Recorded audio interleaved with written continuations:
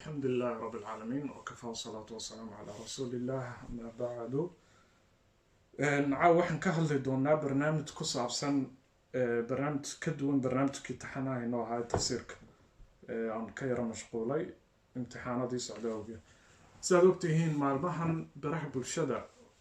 waxaa dee laysdhex marinayaa oo isdhex wareegaysa hadal kasoo yeedhay siyaasiga weyne cabdiraxmaan cabdishakuur khudbadu ka jeediyay waddanka jarmalka taasoo ka dhashay buuq badan marka arrintan oo ku saabsan xadiiskii ahaa ما رأيت من ناقصات عقل ودين أغلب لذي لب من كنا حديث كاس قيب تاس هذا الكار كمده حديث حديث دير لكن هو إن كمده وي حديث عبارة كمده عبارة داسان بوق وكداش رونهانتنا أنو فيسبوك دورت لبتير بان كغا هدلاي مر سومالي عربي رئيس كتيرة بوق بدن با كداشay doodo badan ba ka dhalatay anigoo sheegay inaan arrintan xadiiskan iswaafajintiisa la waafajinayo qur-aanka aan baxsi ka wado oon soo diyaarin doono baxsigiina waan soo diyaariyey laakiin luuqad carabi aan kusoo qoray waana soo dhigay facebooka balse haatee walaalaha qaar ka mid a ila soo xidhiidha waxay ugu idhahdeen baxsiga luuqadda carabida aad kusoo qortay dadku ma wada fahmayaan waana baxsi qiimo leh waxaan kaa codsanaynaa inaad soomaali noogu soo duubto cajalad markaa saasaa keentay inaan caawa soo duubo cajaladdan xadiiskan run ahaantii markaan soo baaray baxsigayga loo tiirinayo nabiga caleyhi salaatu wasalaam ee bukhaari iyo kutub badan oo kale ay soo saareen axmed bin xambal iyo muslim laftiisa uu soo saaray markaan xadiiskan soo akhriyey aan soo baaray waxay caddaatay cibaarada xadiiska ka midka ah ما رأيت من ناقصات عقل ودين أغلب لذي لب من كنا iyo waxaad tihiin markuu leeyahay rasuulku dumarka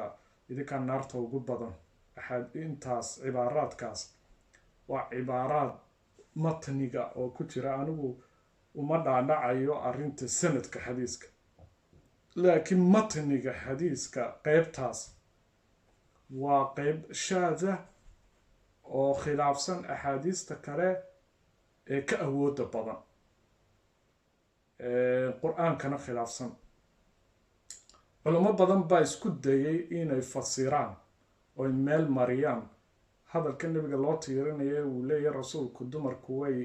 garaad gaaban yihiin diintooduna way yar tahay ama waa naaqus caqligooda iyo diintooda ama iyagaa naarta ugu badan inay meel mariyaan ayay isku dayeen oy waafajiyaan qur-aanka laakiin jamcintoodaasi waxay noqotay mid aan lagu qanci karin qofka caqliga leh ee diinta fahansan ee qur-aanka fahansan nabiga calayhi salaatu wasalaam dumarka wuu la tashan jiray rasuulka calayhi salaatu wasalaam xaasaskiisina wuu la tashan jiray taasina waxay ku tusinaysaa inaanu rasuulku ka aaminsanayn calayhi salaatu wasalaam inay dumarku garaadka iyo maanka inay ka yihiin naaqus waxaana ka mid ah arrintaas nabiga calayhi salaatu wasalaam qisadii xudaybiya markii uu quraysh la heshiiyey uu kula heshiiyey inuu dib u laaban doono oonu maka sanadkan geli doonin saxaabadiisi wuxuu ku yidhi mariya oo soo kaca oo bireeya hadyigiini laakiin way diideen saxaabada way ka gaabiyeen macna way ka cagajiideen markaa raawiga xadiiska warinaya wuxuu yidhi qof keliyoo kacay ma jiro nin keliyoo istaagay ma jiro 3 jeer baanu rasuulku ku celiyay calayhi salaatu wasalaam markii rasuulku uu arkay inay ka cagajiidayaan arrintan oo hadalkiisiiba aanay qaadanaynin ayaa rasuulku wuxuu u galay xaaskiisii ummi salama waxaanu rasuulku u sheegay arrinta uu kala kulmay saxaabadiisa iyo cagajiidka waxay ku tiri ummu salama siday u caqliga badneed bal eegayduku waxaanu caddeynayaa xadiiskani inaanu nebigu calayhi salaatu wasalaam haweenka ka aaminsanayn inay ahaayeen naaqisaatu caqli qaar uu caqligoogu naaqusi waxay ku tidhay ummu salama talo wanaagsan oo cajiib badan ayay rasuulka usoo jeedisay oo weliba taladaasi ay ahayd mid rasuulka ka maqan waxay ku tiri miyaad jeceshay yaa nebiy allah tuxibu dalik miyaad jecesha inay kacaan oy hadyigooga birayaan wuxuu yidhi haa waxay ku tidhi waxaan kuu hayaa fikrad aada u fiican ukhrij uma laa tukallim axadan minhum kalima adigoon kelmad qura kula hadal bax oo xoolahaaga adiga hadyigaaga bire ninkii madaxa kuu xiiri lahaana u yeedh oo madaxa kuu xiiro sidaa adigu same way kugu dayan doonaan sidii buu sameeyey rasuulku qaamuu fa naxaru iyaguna way ku daydeen rasuulkii way soo istaageen hadyigoogii bay birayeen taas waxay ku caddaynaysaa in nebiga calayhi salaatu wasalaam aanay ka suurtagal ahayn inuu ku tilmaamo dumarka inay yihiin naaqisaatu caqlin inay caqligoogu naaqis yahay ama diintooda naaqista lamana aanu tashaday nebiga calayhi salaatu wasalaam umu salama haddii caqligeedu naaqis yahay nebi maxamedna calayhi salaatu wasalaam hadalkaasi hadal u cuntama shakhsiyadiisa maaha waayo rasuulka calayhi salaatu wasalaam dumarka wuu qadarin jiray waanu weyneyn jiray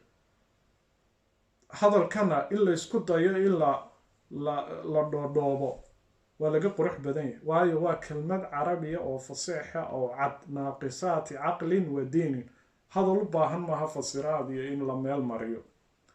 waayo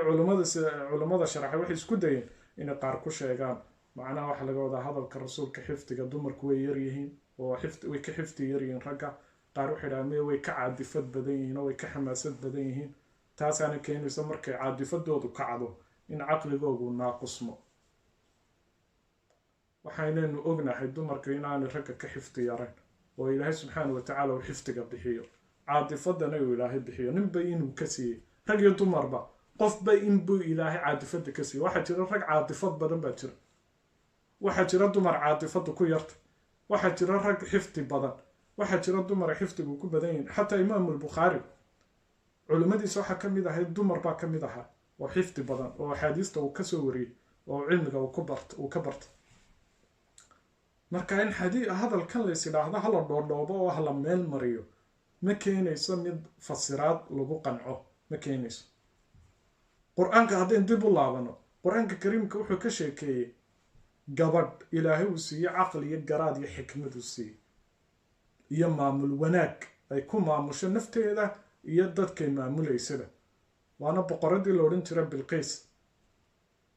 raggoo dhanna way dheereed maskax iyo caqli iyo xikmadba raggii xilligaa la noolaa iyadaa dheereed oo ka sarraysay oo maamulaysay caqligeeduna wuxuu ku hagay weliba in ilaahay subxaanahu watacaala ay rumayso oo shirkiga ka tagto oy diinta islaamka qaadato iyo dacwaddii uu waday nebi suleymaan calayhi salaam ilaahayna wuxuu kaga sheekeeyey subxaana watacaala qur-aanka kariimka waana qisaad ka wada dheregsan tihiin gabadha caqligeedii xikmaddeeda siduu ilaahay usoo bandhigay taasina waxay ku caddaynaysaa in qur-aanku caddeeyey inay dumarku ragga la siman yihiin caqli ahaan iyo maskax ahaan oon lagu kala duwaneyn oo ninba ilaahay intuu siiyey ay tahay caqliga uu siiyey iyo siduu qofku caqligiisa u adeegsado qaalat yaa ayuha almala-u inii ulqiya ilaya kitaabun kariim inahu min sulaymaana wa inahu bismi illaahi araxmaani araxiim waa markay akhriday warqadii uu soo diray suleymaan ayaa waxay tiri waxay soo gaadhay warqadii suleymaan waana kitaab waa warqad aada u qurux badan way ku qancday waxay tiri min suleymaan bay warqadan ka timid bismi illaahi araxmaani araxiim ayaanay ku bilaamatay anlaa taclu calaya waatuuni muslimiin suleymaan saasuu leeyahy ii kaalaya hayskibrinina idinkoo muslimiin marka waxay tidhay de way la tashanaysaa waxay gabadh wadatashi maaha gabadh maamulkeedu ku dhisnaa dictatoriyad wadatashibu ku dhisnaa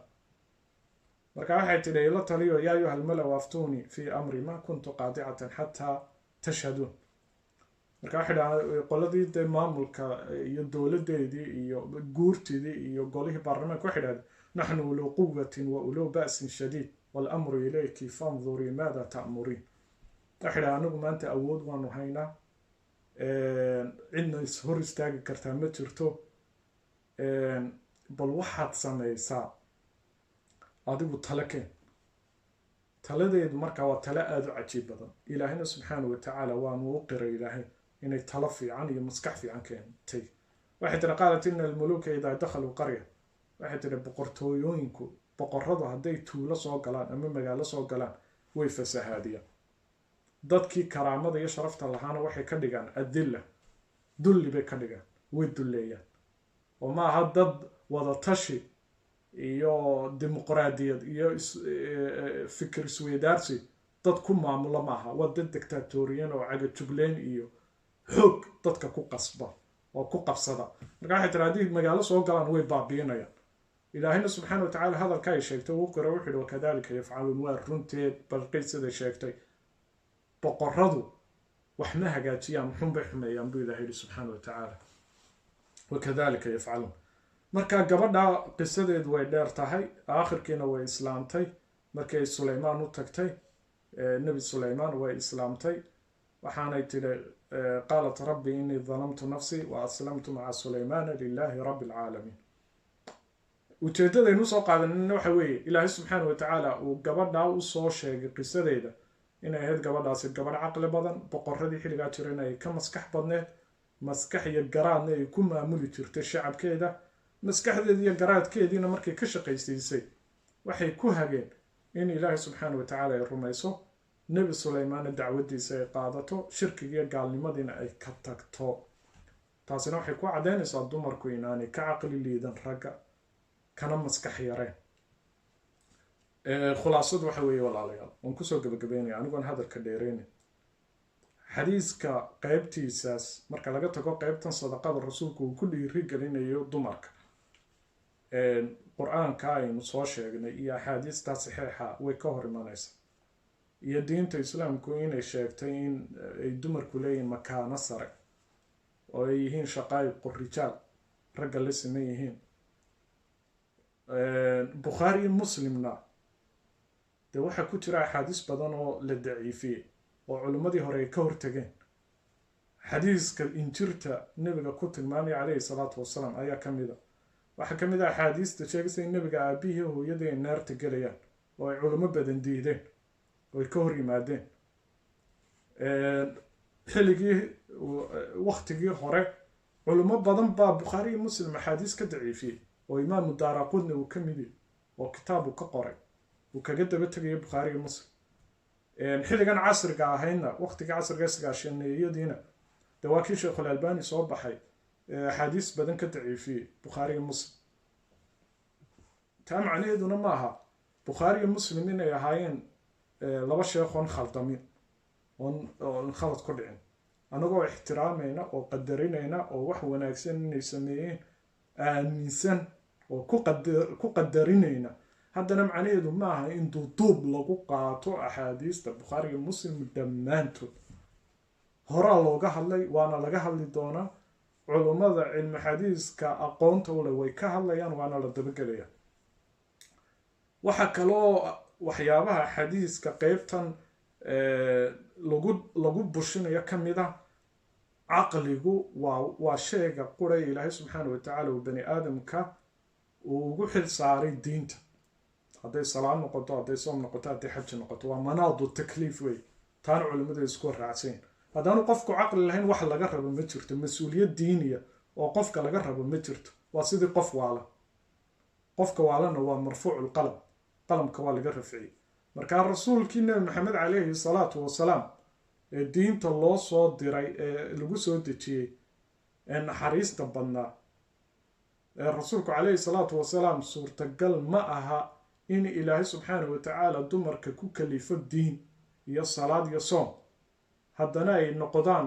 inay yihiin qaar naaqisaatu caqli oo caqligoogu naaqis yahay waa laba arrimood oo iska hor imanaya arrinta kale ah in ay yidhaahdeen oo xadiiska ku jirta in ay naaqisaatu diin yihiin diintooduna ay nuqsaan tahay taasina waxay ka hor imanaysaa cadaaladda ilaahay waayo dhiiggan dhalmada iyo dhiiggan caadada waa wax ilaahay ku abuuray dumarka wax iyagu isku keensadeen maaha ilaahayna ruksad wuxuu u siiyey fasax u siiyey xilliga labadaa dhiig ka socdaan inaan salaadna lagu lahayn soonna lagu lahayn oo laga saamaxay sidee markaa suurtagal u tahay in nebigu calayhi salaatu wasalaam uu ku dhaleeceeyo inay yihiin diintoodu mid ay naaqustay iyadoo ilaahayba subxaana watacaala ka cafiyey waa arrin iska hor imanaysa oo ka hor imanaysa cadaaladda ilaahay arrin u cuntanto oo suurtagal ahna ma aha inuu rasuulku calayhi salaatu wasalaam dumarka ku dhaleeceeyo iyadoo ilaahay uu cafiyey xilligay ku jiraan xaaladaas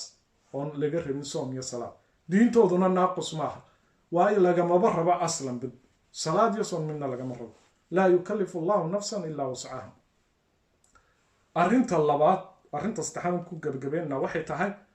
munaasabadan xadiisku wuxuu sheegay inay ahayd munaasabad ciid ciidan waxaynu ognahay inay tahay maalin farxada oo ay muslimiintu faraxsan yihiin nabiguna calayhi salaatu wasalaam waa nebigii naxariista iyo farxadda iyo jacaylka dumarkana wuxuu sheegay xadiisku inuu rasuulku ku dhiirigelinayo dumarka sadaqada siday suurtagal u tahay in dumarkii muslimaadka nabiga calayhi salaatu wasalaam uu yidhaa idinku waxay tihiin naaqisaatu caqlin wa diin caqligiinuna waa naaqus diintiinuna waa naaqus naartana idinkaa ugu badan arrintaasi miyaan ahayn niyajab iyo murugo iyo diintii oo laga firdhinayo oo diintii inay jacaylkii diinta oo la nacsiinayo oo weliba maalin ciida siday suurtagal u tahay inuu nabiga calayhi salaatu wasalaam uu hadalkaa u yidhaahdo ay ugu cuntontaa rasuulkana isagoo ka ansaxday inuu rasuulku yidhi calayhi salaatu wasalaam yasiru walaa tucasiru diinta dadka u fududeeya ha ku cuslaynina u bushaareeya oo ha ka firdhinina diinta walaa tunafiru diinta ha ka firdhinina arrintan waxay noqonaysaa waa firdhin rasuulku sadaqu ka hadlayaa inay wax baxsadaan haddana inuu yidhaahdo rasuulku naaqisati caqlin wa diin oo munaasabada ciidda iyadoo la joogo farxadda inuu hadalkaa idhaahdo waa hadal fog in xadiis la diido oo culimmada qaar diidaanna ma keensanaysa gaalnimo qof diinta hadduu yaqaano in la yidhaha xadiiska matnigiisa iyo hadalkaas ma aha hadal rasuulka u cuntamo oo hadal rasuulku yidhi ma aha oo wuxuu khilaafayaa qur-aanka kariimka ama wuxuu khilaafayaa axaadiis kaloo badan oo kasoo horjeeda arrin gaalnimo keensanaysa maaha waxaa nasiib darra laakiin in la gaalaysiiyo cabdiraxmaan cabdishakuur oo lagu gaalaysiiyo la yidhaha xadiis buu diiday isagoon diidin xadiisuu rasuulku yidhina calayhi salaatu wasalaam hadal rasuul isagoon diidin waa kala duwan yihiin qofku ina yidhaha anigu xadiisba ma ogoliba xadiis wax la yidhaha qur-aan unbaan ogolay qofkaasi culimmadu isku raacsan inuu gaari laakiin qofku ina yidhaha xadiiskan inuu yahay hadalkii rasuulka calayhi salaatu wasalaam anigu ma aaminsano hadalkana ma cuntamo inuu yidhi rasuulku calayhi salaatu wasalaam qofkaasi gaal maaha arrintana waxay dhacday waqtigii nabiga xitaa calayhi salaatu wasalaam waqtigii saxaabada caaisha waxay diiday axaadiis badan ayay diiday oo abu hureyre soo wariyey oo abudar uu soo wariyey oo saxaabo kale soo wariyeen ayay diiday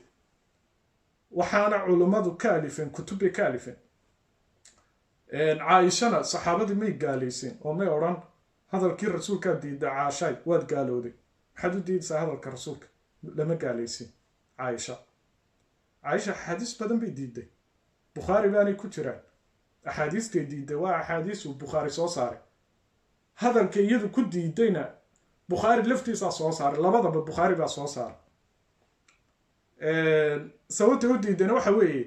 dee axaadiistan waxay aaminsan tahay caaisha inaanu rasuulka odhan oonu hadalkii rasuulka ahayn calayhi salaatu wasalaam laakiin may diidin hadal rasuul oo ma laha anigu waxaan diidanay in rasuulka axaadiista laga soo wariyo o dhan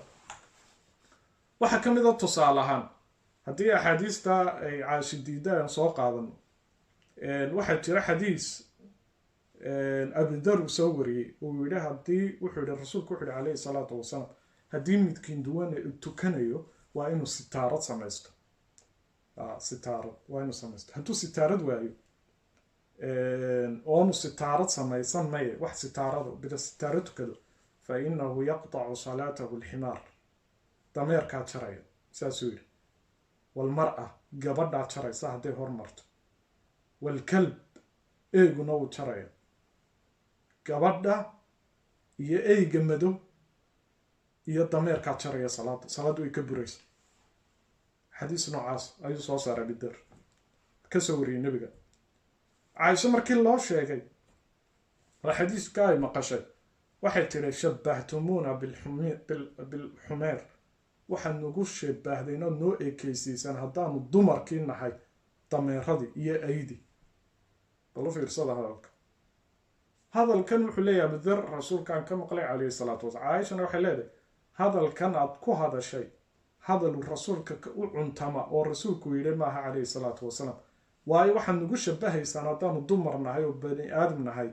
dameero iyo ay ayaad nagu shabahday waxaanay tiri anigu rasuulka calayhi salaatu wasalaam hortiisa anigoo hurda oo sariirta ku jiifa oo rasuulkuna uu tukanayo oon anigu u dhexeeya isaga iyo qiblada aan dhexdooda hurdo ayaa rasuulka calayhi salaatu wasalaam markaan wuxu baahday inaan soo qaato anigoo jiifa sariirta waxaan karahaysan jiray inaan rasuulka dhigo markaasaan labadiisa logood dhexdiisa kala soo bixi jiray macnaha waxay leedahay haddii dumarku jebinayaan salaada anigaaba hortiisa rasuulka calayhi salaatu wasalaam jiifay oo rasuulku igu hor tukanaya calayhi salaatu wasalaam xadiiska abudar uu soo wariyey caaisha way diiday lamana hayo cid gaalaysiisay caaisha axaadiis badan bay caaisha diiday oo bukhaari uu soo wariyey oo bukhaari uu soo saaray kay diiday caaisha iyo kanay hadalkan ay ku diidaysa labadaba bukhaari iyo culimmada kaleba ay soo saareen waxaana ka mid a tusaalaha labaad in rasuulka calayhi salaatu wasalaam uu istaag ku kaajay istaag inuu ku kaajay way diiday saxaabada qaar baana soo wariyey waxaanay tidhi rasuulku calayhi salaatu wasalaam intii qur-aanka lagu soo dejiyey weligii iyo allihii muu ku kaajin istaag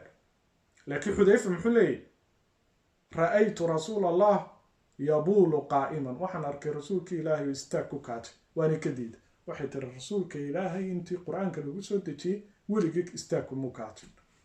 marka caaisha miyay gaalowday ilan xadiis rasuulka loo tiirinayo ayay diiday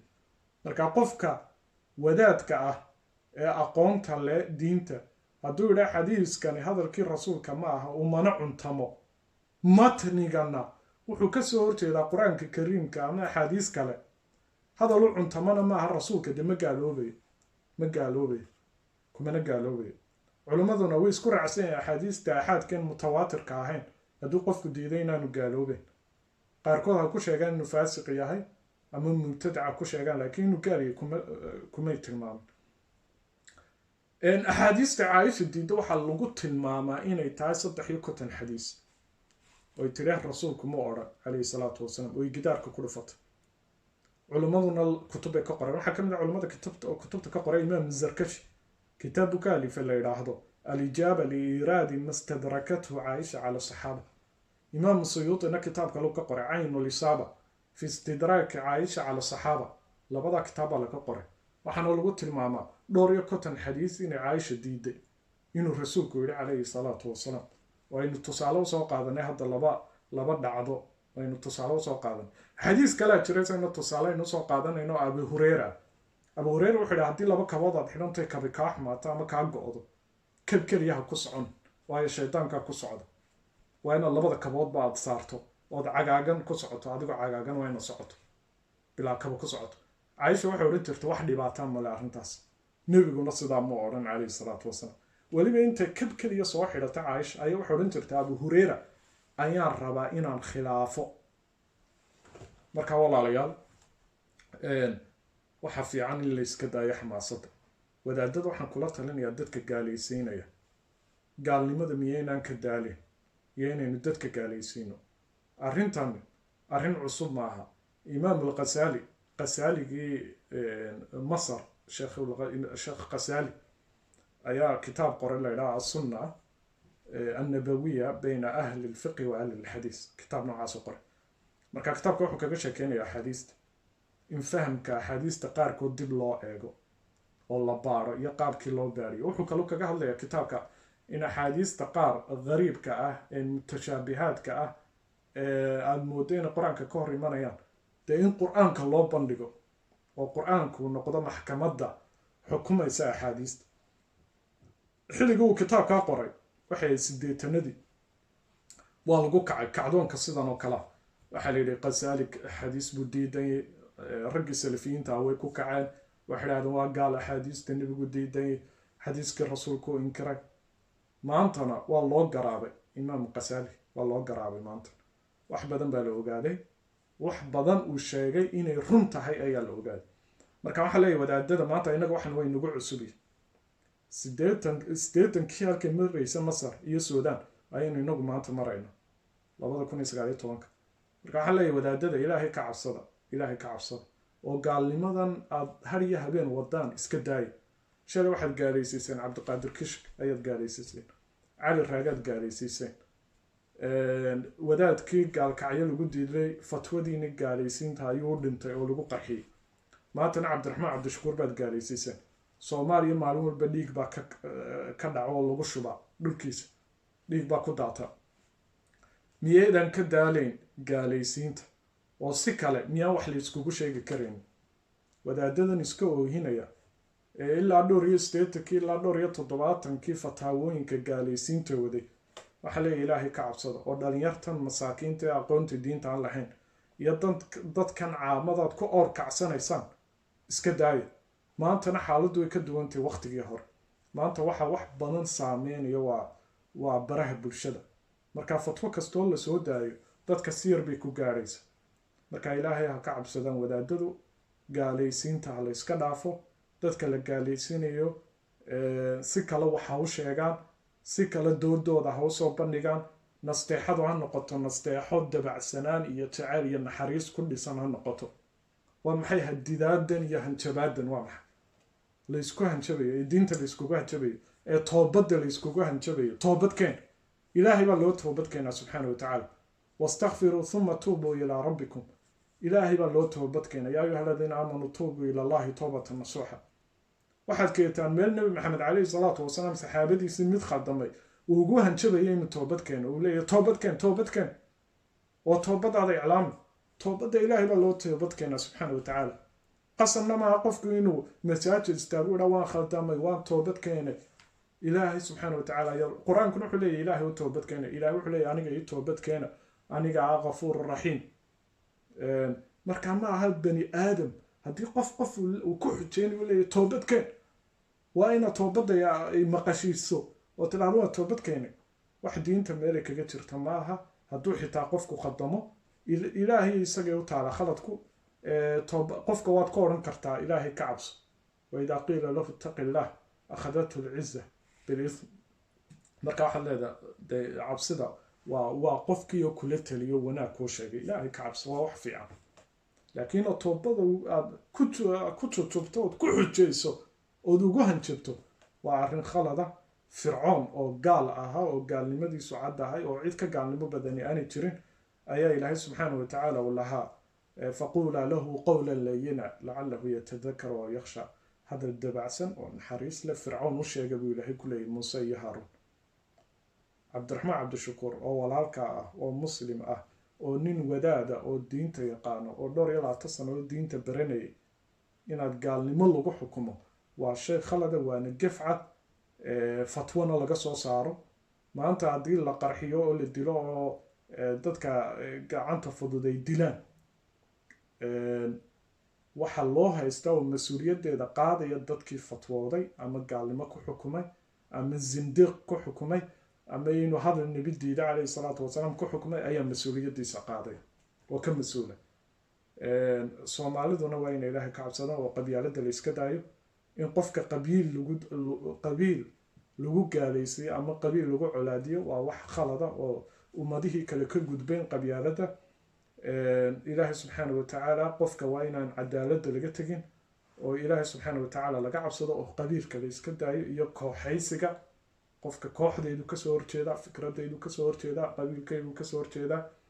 ama waa mucaarad ama waa muxaafad waa inaan cadaaladda laga tegin qofka si kastood isku haysaan cadaaladda ha ka tegin intaasaan kusoo gabagabeynaya wallahu subxaana watacaala aclam waxkamu billahi tacaala tawfiq